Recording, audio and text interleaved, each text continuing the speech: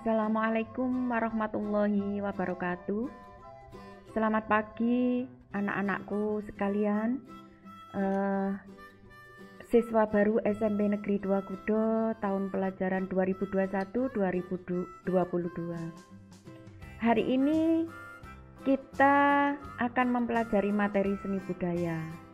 Nah, tapi sebelumnya perkenalkan dulu, nama saya adalah Bu Mariatun, saya mengampu pelajaran seni budaya. Baiklah anak-anakku sekalian, marilah kita pelajari materi seni budaya untuk hari ini. Tapi sebelumnya saya ingin memberitahukan pada kalian, dan mungkin ini belum kalian kenal di SD ya. Untuk mata pelajaran seni budaya itu ada 4 subbagian. Yang pertama ada subbagian seni rupa, kemudian ada subbagian seni musik, kemudian ada seni tari, dan yang terakhir ada seni teater. Untuk SMP Negeri 2 Kudo nanti yang diajarkan adalah hanya 2 subbagian, yaitu seni rupa dan seni musik. Tetapi materi untuk kali ini dalam rangka MPLS tahun 2021-2022 akan diberikan semuanya mulai dari seni rupa, seni musik, seni tari, dan seni teater. Untuk itu anak-anak, marilah kita lihat tayangan PPT berikut. Yang pertama akan kita pelajari adalah subbagian seni rupa. Ya. Materi untuk seni rupa hari ini adalah menggambar flora, fauna, dan alam benda.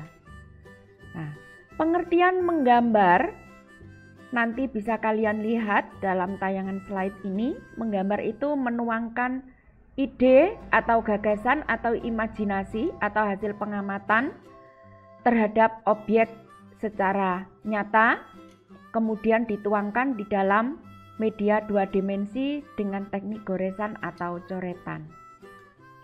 Nah, kalau pengertian sendiri untuk menggambar flora itu adalah menuangkan ide dengan objek pohon, daun, bunga, atau buah-buahan. Intinya flora itu adalah tumbuh-tumbuhan, ya. Itu adalah untuk pengertian menggambar, ya. Menggambar flora, menggambar fauna, dan menggambar alam benda. Semuanya nanti akan kita cocokkan, akan kita padu dari pengertian menggambar, kemudian mengacu ke menggambar flora, fauna, dan alam benda. Berikutnya setelah pengertian adalah objek menggambar. Nah, objek menggambar flora seperti yang dikatakan tadi, flora itu terdiri dari unsur tumbuh-tumbuhan. Jadi ada pohon, daun, bunga, buah-buahan, dan lain sebagainya. Kemudian kalau objek menggambar fauna tentunya adalah hewan. Sedangkan untuk objek menggambar alam benda adalah berupa benda mati, misalnya teko, wajan, dan lain sebagainya. Berikutnya kalian diperkenalkan pada unsur-unsur seni rupa. Jadi unsur seni rupa itu ada banyak, mulai dari titik, garis, warna, bidang, tekstur, dan lain sebagainya. Kemudian yang berikutnya setelah unsur adalah prinsip-prinsip seni rupa. Prinsip seni rupa ini adalah kaidah-kaidah yang harus diperhatikan kalau kita mau menggambar sesuatu secara berkualitas, ya. Prinsipnya di sini ada banyak. Kalian bisa mempelajari di sini ada komposisi, ada perbandingan atau proporsi, keseimbangan, irama, kemudian keselarasan. Nah, itu adalah beberapa prinsip dalam menggambar. Yang berikutnya, selain prinsip, unsur, objek, kalian juga diperkenalkan pada media menggambar. Nah, karena bahasanya menggambar flora, fauna, dan alam benda, maka media menggambar flora, fauna, dan alam benda. Di sini yang akan dibahas ya. Media itu adalah sarana yang diperlukan untuk membuat gambar. Misalnya ada kertas, pensil, penghapus, dan lain sebagainya. Kemudian selain media, kalian juga diperkenalkan pada teknik menggambar. Nah, teknik menggambar itu ada banyak. Ada blok, ada teknik arsir, ada teknik dusel, ada teknik pointillis, dan lain sebagainya. Ya, ini adalah beberapa rangkaian materi yang dijelaskan pada bab menggambar flora, fauna, dan alam benda. Jadi kalian bisa belajar mulai dari pengertian, kemudian objeknya, unsur-unsurnya, medianya, tekniknya. Sudah lengkap semuanya. Untuk materi berikutnya, seni rupa adalah materi tentang ragam hias. Nih, kita perhatikan slide. Pengertian ragam hias itu adalah berbagai gambar bentuk hias atau motif yang biasanya dibuat secara berulang dan memiliki pola tertentu. Ada jenis-jenis motif ragam hias. Jadi di sini ada ragam hias flora, ya. Ini menampilkan ornamen menyerupai tumbuh-tumbuhan, dedaunan, rerumputan, dan bunga. Kemudian ragam hias fauna ini tentunya menyajikan atau membuat gambar hias yang disetilasi dari bentuk binatang. Berikutnya adalah jenis motif ragam hias geometris. Kalau geometris ini dibuat dari bentuk-bentuk geometris seperti garis, segitiga, lingkaran, dan lain sebagainya. Ini adalah ragam hias motif geometris. Berikutnya adalah ragam hias motif figuratif.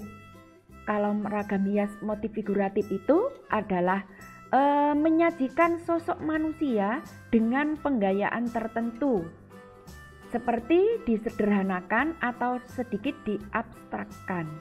Jadi kita bisa melihat walaupun itu dirubah dari bentuk aslinya, cuma kita masih bisa melihat bentuk aslinya bahwa itu merupakan bentuk manusia. Ya. Jadi selain jenis motif ragam hias, kemudian yang ketiga di sini ada bentuk pola ragam hias.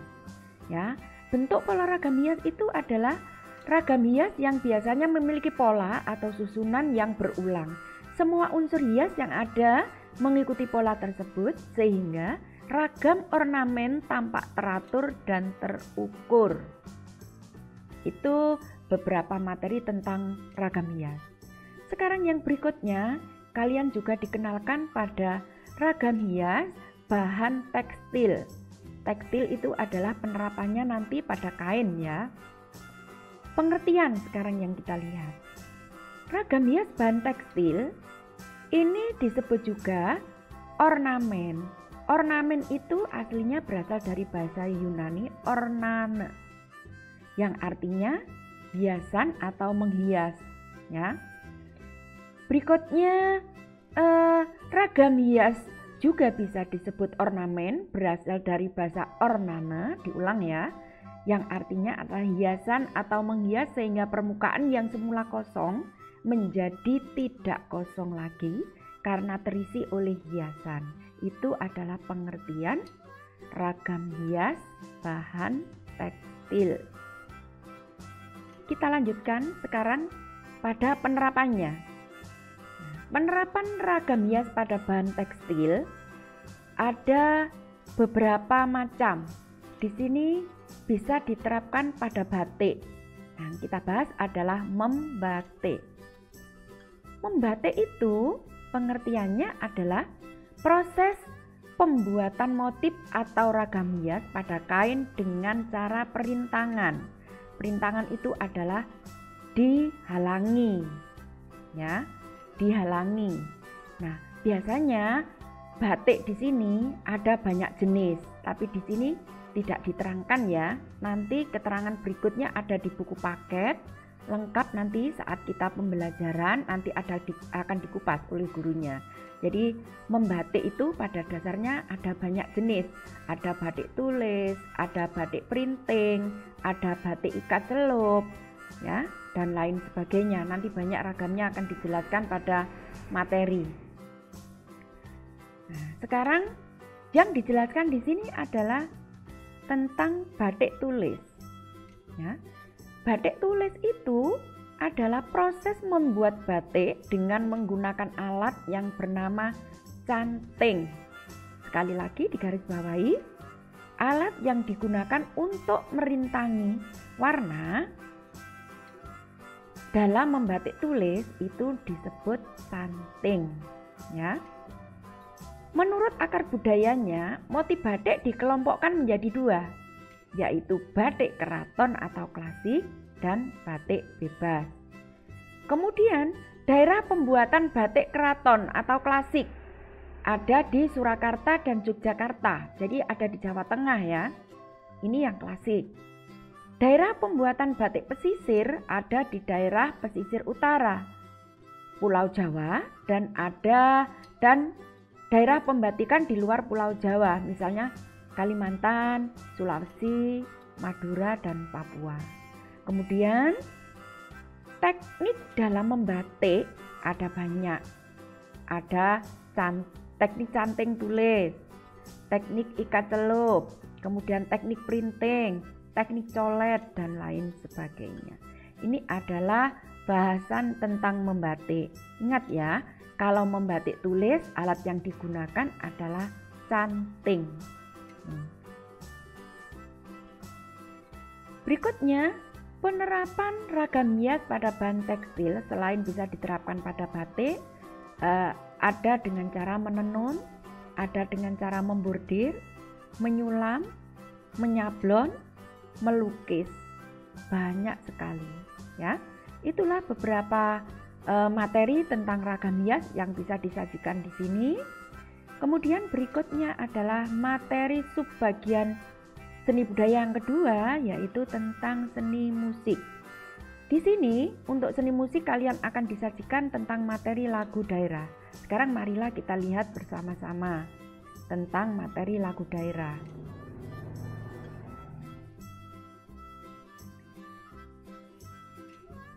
Kita bahas pertama adalah pengertian lagu daerah. Lagu daerah itu adalah lagu yang berasal dari suatu daerah tertentu menjadi populer karena dinyanyikan baik oleh rakyat daerah tersebut maupun oleh rakyat daerah lain. Lagu daerah sendiri sangat sederhana, menggunakan bahasa daerah atau bahasa setempat, kemudian temanya diangkat dalam lagu daerah adalah bertema kehidupan sehari-hari. Hal ini supaya mudah dipahami dan mudah diterima dalam berbagai kegiatan rakyat. Biasanya pencipta lagu daerah adalah bersifat anonimus alias tidak diketahui nama penciptanya. Itu adalah pengertian dari lagu daerah. Nah, intinya lagu daerah di sini adalah bersifat tradisional, ya. Kemudian kita lanjutkan tentang fungsi lagu daerah. Nah, fungsi lagu daerah itu ada banyak sekali. Yang pertama, bisa berfungsi sebagai upacara adat atau upacara tradisi. Kemudian yang kedua, sebagai pengiring tari atau pertunjukan. Yang ketiga, sebagai media bermain, sebagai media komunikasi, kemudian juga bisa menjadi media penerangan. Itu adalah beberapa fungsi lagu daerah. Kemudian ada ciri-ciri lagu daerah. Ciri-ciri lagu daerah di sini, pertama, lirik menggunakan bahasa daerah atau dialek setempat. Diwariskan secara turun-menurun dengan tradisi lisan. Kemudian umumnya tidak diketahui nama penciptanya, ya. Kemudian lagu daerah umumnya memiliki 2 hingga 8 bait atau syair, namun terdapat lagu daerah yang menggunakan syair berbeda pada setiap perulangannya.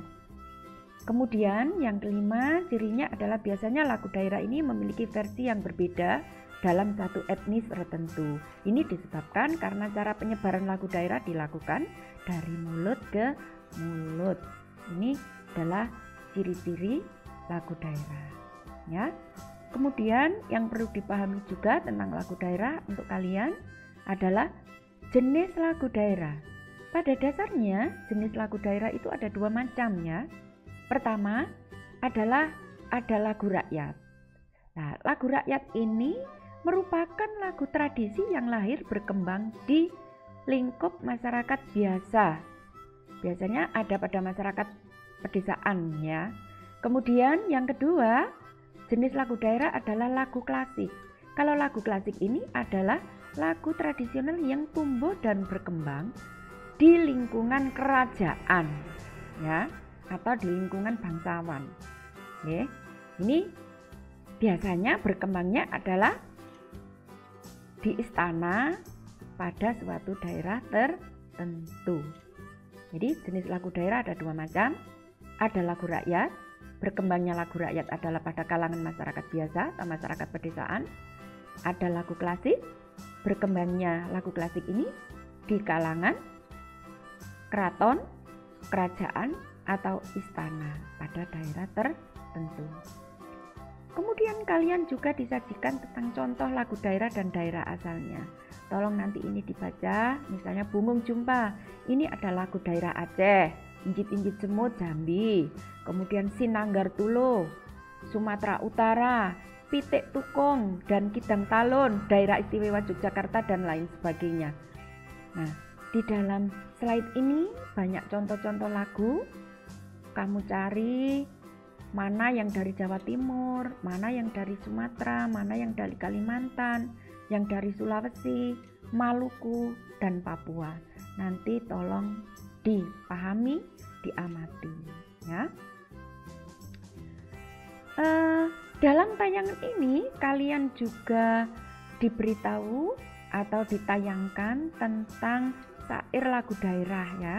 Tolong nanti kalian pelajari syair-syair lagu daerah ini, diamati, dipelajari.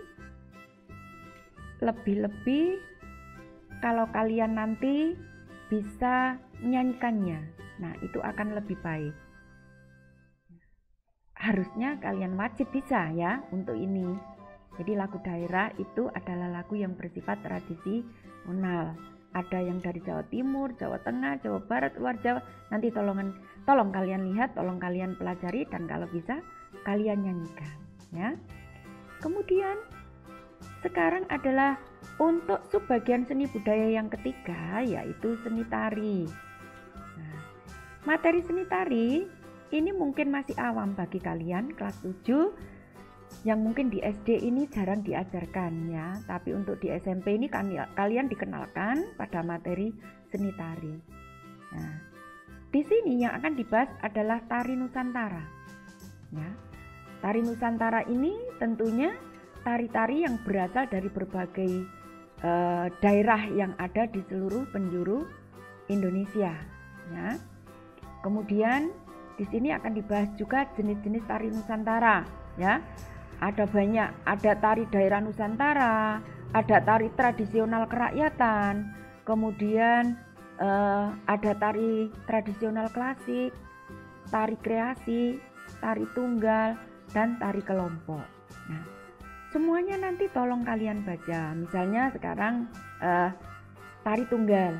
Tari tunggal itu merupakan jenis tarian yang dibawakan oleh seorang penari atau individu atau sendiri, baik laki-laki maupun perempuan. Kalau tari kelompok, ini adalah tari yang diperagakan oleh 3 orang atau lebih. Nah, karena dibawakan secara bersama-sama, maka tari ini memerlukan adanya kerjasama tim yang bagus. Jadi perbedaan antara tari tunggal dan tari kelompok jelas, ya. Kalau tari tunggal itu dibawakan oleh seorang penari, kalau tari kelompok ini dibawakan oleh 3 orang penari atau lebih secara berkelompok. Nah, berikutnya untuk bahasan seni tari, kalian juga akan dikenalkan pada bahasan pola lantai. Pola lantai ini adalah mengacu pada pertunjukan tari. Jadi kalau kalian melihat pertunjukan tari, di situ kalau kalian mau mengamati, para penari itu banyak berpindah-pindah tempat. Nah, ini nanti akan berhubungan dengan pola lantai. Maka dari itu kalian perlu tahu, apakah pola lantai itu? Nah, pola lantai itu adalah sebuah pola yang dibentuk sebagai cara penari untuk berpindah, bergerak atau bergeser dari posisi yang satu ke posisi yang lain dalam sebuah pementasan. Ya, fungsi pola lantai itu untuk apa? Fungsi pola lantai itu adalah untuk menata gerakan tarian yang selaras atau kompak antar anggota penari. Jadi saat penari berpindah-pindah, saat penari itu berubah dari satu tempat ke tempat lain, itu disebut pola lantai. Ya. Coba kalian amati. Pola lantai dibuat untuk memperindah pertunjukan karya tari. Sehingga pembuatan pola lantai harus memperhatikan beberapa hal seperti variasi bentuk pola lantai, makna pola lantai, jumlah penari, ruangan atau tempat pertunjukan dan gerakan tari. Intinya, saat penari berubah tempat pada pementasan tari atau pertunjukan tari, itu berhubungan dengan pola lantai. Begitu anak-anak, untuk materi seni tari, jadi kalian sudah disajikan banyak hal, mulai dari pengertiannya, jenis-jenis tari, kemudian pola lantai. Kita lanjutkan untuk subbagian yang keempat, yaitu materi tentang seni teater. Nah, materi tentang seni teater di sini sama, kalian disajikan tentang pengertian seni teater. Seni teater secara umum itu adalah jenis kesenian dalam bentuk pertunjukan drama yang dipentaskan di atas panggung. Disebut secara etimologis, ya. Ini kalian lihat di sini, secara etimologis pengertian teater itu adalah gedung atau auditorium yang digunakan untuk mempertunjukkan drama. Ya. Diulang, secara etimologis pengertian teater itu adalah mengacu pada gedung atau auditorium yang digunakan untuk pertunjukan drama. Ya, itu adalah beberapa pengertian seni teater. Berikutnya, kalian juga diberitahukan atau disajikan tentang jenis-jenis seni teater. Jadi, seni teater itu ada banyak jenisnya, mulai dari yang disebut drama, kemudian drama musikal, kemudian teater gerak, ada drama teatrikal, kemudian yang terakhir ini adalah monolog. Nah, monolog, jadi banyak ya, mulai drama, drama teatrikal, dan lain sebagainya. Kemudian teater terbagi menjadi 4 fungsi. Nah, ini adalah fungsi dari teater. Pertama, fungsinya teater itu sebagai sarana upacara, sebagai media ekspresi diri, sebagai media hiburan, dan sebagai media pendidikan. Ini anak-anak beberapa materi yang terkait dengan MPLS tahun 2021-2022.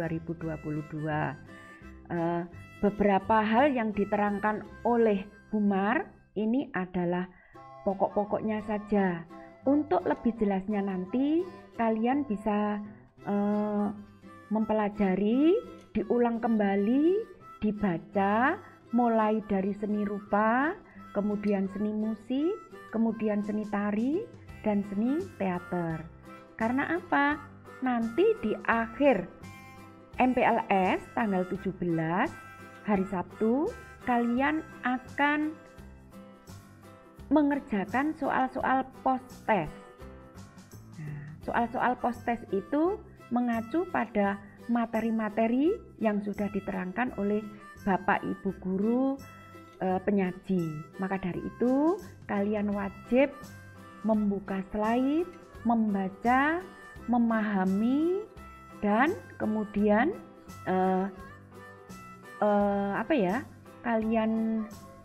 intinya kalian harus memahami seluruh materi yang disajikan oleh Bapak Ibu Guru agar nanti saat mengerjakan post-test bisa lancar dan bisa kalian kerjakan dengan baik. Demikian apa yang bisa saya sajikan untuk kalian tentang Mapel Seni Budaya.